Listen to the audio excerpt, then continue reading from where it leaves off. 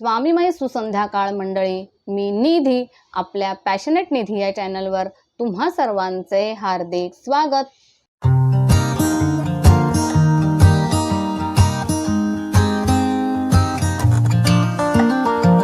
तर मंडळी, आजचा विषय हा जरासा वेगळा आहे आणि थोडासा काही जणांना हा विषय आवडेल सुद्धा, काहींना नाही आवडणार, पण काही गोष्टी स्पष्ट करणं हे माझं काम आहे आणि जे मला वाटतंय ना ते प्रत्येकाबरोबर शेअर करणं असं मला वाटतं, म्हणून आजचा व्हिडिओ मी बनवलेला आहे।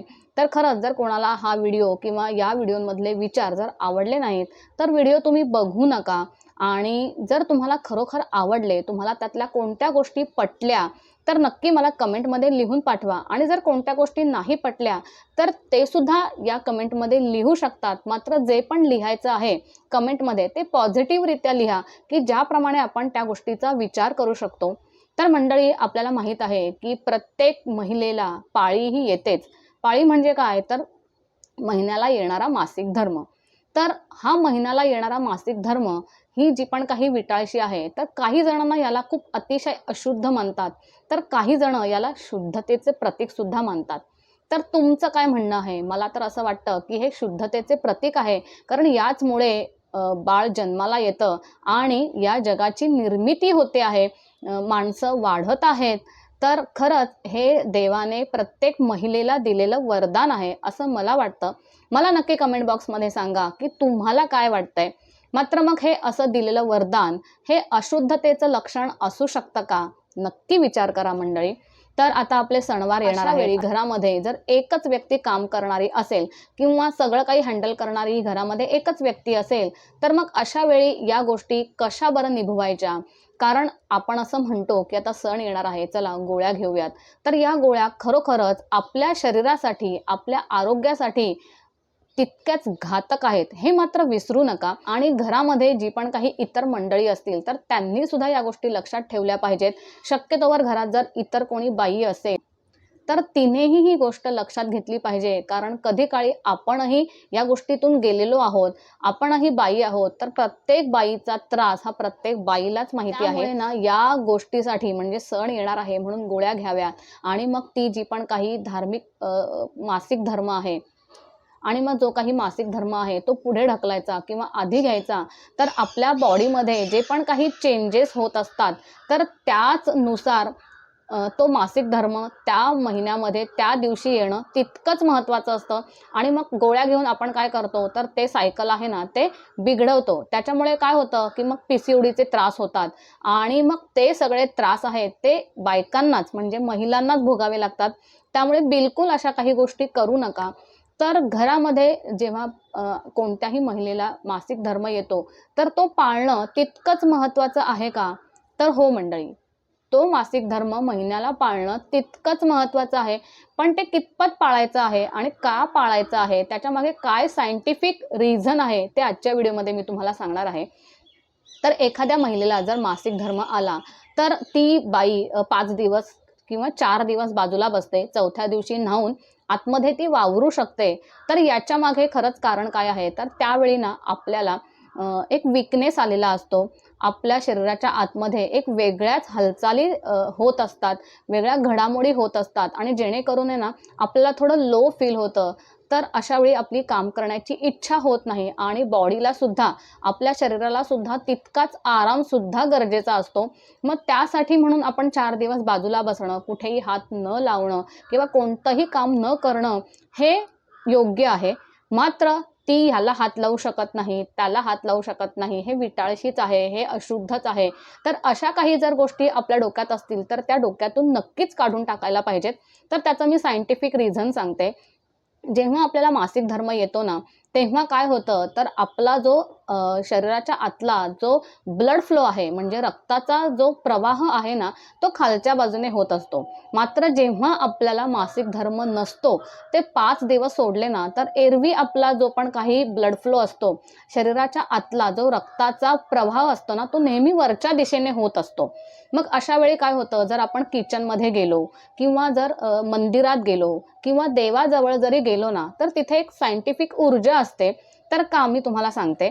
तर आपण जर किचनमध्ये गेलो तर तिकडे आपण गॅस पेटवतो किंवा गावाला असेल तर चूल पेटवतो किंवा स्टोव पेटवतो, जे पण काही असेल. तर तिकडे एक अग्नीचा प्रवाह होत असतो आणि जिथे अग्नी तिथे जास्त सकारात्मक ऊर्जा असते.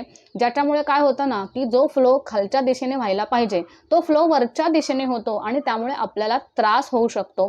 त्याचप्रमाणे आपण जर देवाजवळ गेलो, तर देवाजवळ सुद्धा प्रचंड अशी सकारात्मक ऊर्जा असते. त्याचप्रमाणे जर आपण मंदिरात गेलो ना, तर तिथे सुद्धा एक वेगळ्याच प्रकारची सकारात्मक ऊर्जा असते, जी अति तीव्र असते. तिथे उष्णता सुद्धा तितकीच असते. जिथे सकारात्मक ऊर्जा ना, तिकडे उष्णता सुद्धा तितक्याच मोठ्या प्रमाणात असते. मग अशा वातावरणात आपण गेलो ना, काय होतं, तर आपल्या शरीराच्या आतला जो ब्लड फ्लो आहे, तो ना खालच्या दिशेने न होता वरच्या दिशेने येऊ लागतो. तर त्याच्यामुळे आपल्या शरीरामध्ये खरं तर ना, त्या 4 दिवसामध्ये ना, ब्लड फ्लो हा नेहमी खालच्या दिशेने व्हायला पाहिजे. कारण आपल्या शरीरामध्ये प्रत्येक महिन्याला एक खराब रक्त तयार होत असतं. जसं मूत्रविसर्जन आहे, मलविसर्जन आहे, हे जितकं महत्त्वाचं आहे ना, तसंच महिलांच्या शरीरामध्ये प्रत्येक महिन्याला जे काही खराब रक्त आहे ना, ते वाहून जाणं तितकंच महत्त्वाचं असतं. जेणेकरून ती महिला आरोग्याच्या दृष्टीने खूप सक्षम बनते आणि एक आपण जे म्हणतो, की पोटात गर्भ तयार होणं, त्याच्यासाठी ती सक्षम होत असते.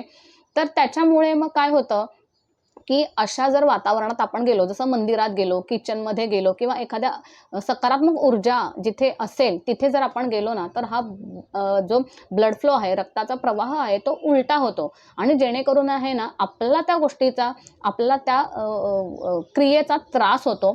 जर खालच्या दिशेने प्रवाह झाला ना, तर त्याच्यामुळेच आपल्याला काय होतं, की थोडंसं त्या 4 दिवसात लो फील होतं, आपल्या पोटात दुखतं किंवा आपल्याला खूप छान असं फील होत नाही, खूप अस्वस्थ होतं. कारण पूर्ण महिन्यामध्ये त्या 4 दिवसामध्येच आपली जी पण काही बॉडी सायकल आहे ती उलटी चालत असते. पण ते महत्त्वाचं असतं, कारण का त्याच प्रवाहामधून आहे ना, आपलं ब्लड आहे ते फ्लो होत असतं आणि ते जे फ्लो होणारं ब्लड आहे, जे खराब रक्त आहे, त्या आपल्या शरीरातून बाहेर पडणं सुद्धा तितकंच महत्त्वाचं असतं.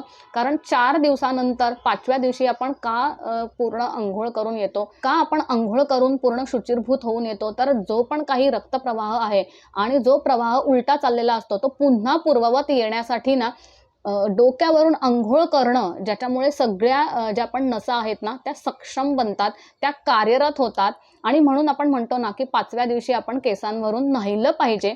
तर या सगळ्या गोष्टी ना सायंटिफिकरित्या प्रूव्हन आहेत. तर या गोष्टीचा मात्र विचार कोणी करत नाही. हे वाईटच आहे, हे विटाळशी आहे, हे अशुद्ध आहे, इथे हात लावू नको, तिथे हात लावू नको. तर हे खरं तर योग्य नाहीये. तर आता तुम्हाला कळलं असेल, की याच्यामागे सायंटिफिक रिझन काय आहे.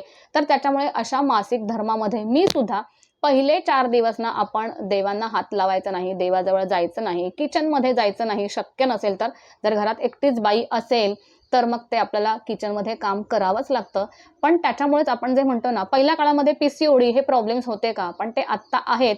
कारण आत्ताच्या धकाधकीच्या जीवनात ना, खरं तर ते 4 दिवस आपण आराम केला पाहिजे. पण जी वर्किंग वुमन आहे, जी जॉबला जाते, ती वुमन तर ट्रॅव्हलिंग करते, धावत ट्रेन पकडते, ऑफिसमध्ये कामं करते आणि मग या सगळ्या गोष्टींमुळेच आपल्याला जो पण काही पी-सी-ओ-डीचा त्रास आहे ना, तो होतो आहे.